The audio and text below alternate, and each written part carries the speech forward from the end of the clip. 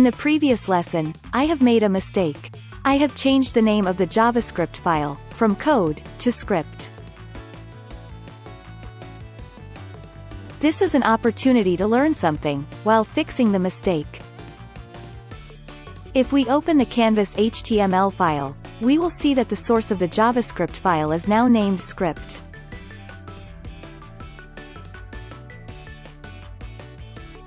If you haven't noticed that, and the name of the source image and the file name is code.js, leave as it is. To learn something new, we can change source name, but we must also change the file name. So HTML and JavaScript will be able to communicate.